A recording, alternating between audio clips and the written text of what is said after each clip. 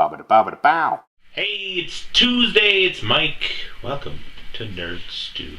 Just going to talk about handheld gaming. Games you play in your hands. I know it's every game with controllers and all that, but specifically, games that you can travel with. I remember one of the first games that I ever got was one of those old Tiger handheld ones. It was Teenage Mutant Ninja Turtle. For those of you, probably most of you won't be watching this, for those of you who aren't aware of what these were, it's the most basic video game known to man. Basically, you just scroll over, scroll down, scroll up, or scroll over. They maybe had a control pad and maybe one button associated with them. Very, very simplistic games, but I played this thing for frickin' hours. It was about this big, too, so it was awkward and hard to hold. There's one screen position on top where you jump over things like little Mausers that came out.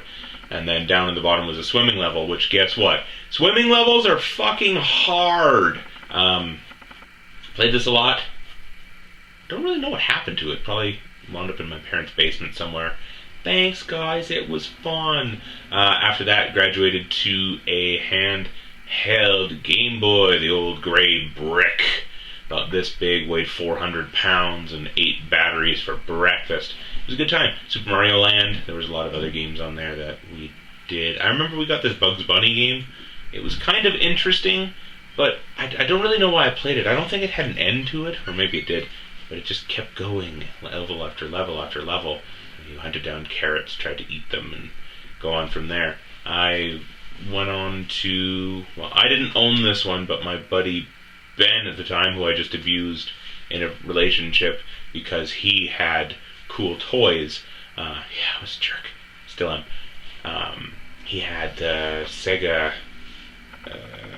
Game Gear, I think it was called. Yeah. Another thing, color screen. Oh my god, it's the best thing ever. Sonic games on that, but again, 8 batteries.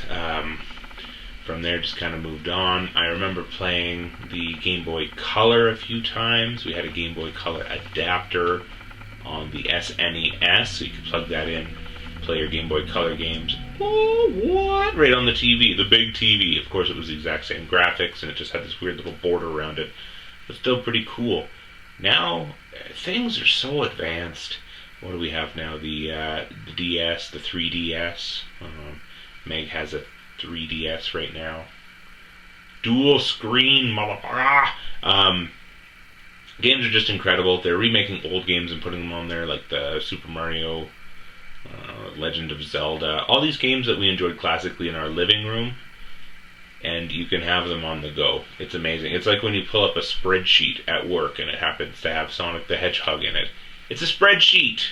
It used to cost $60 goddamn dollars as a cartridge. Now you can just... my boss isn't watching. I don't do that. Now, what is it?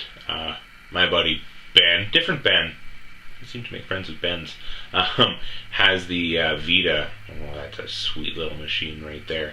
There's going to be some kind of compatibility with the PS4 and that. They're going to offer alternate ways to game, which is kind of a neat concept, where you have what's going on the screen, you can take it kind of on the go in what you're holding. Really novel concept. So if your girlfriend's ragging on you, I want to watch a movie, but you're really like, I want to keep playing this game and stabbing bad guys. You can stab whoever you want, except your girlfriend. Don't stab your girlfriend. Where will handheld gaming go in the future? I imagine it'll be a lot like that episode of Star Trek: The Next Generation, where Wesley Crusher went to that stupid planet and got the game with the cones. You know the one I'm talking about. Shot the discs into the little cones, and then it activated the pleasure center of your brain. I'm waiting for that one.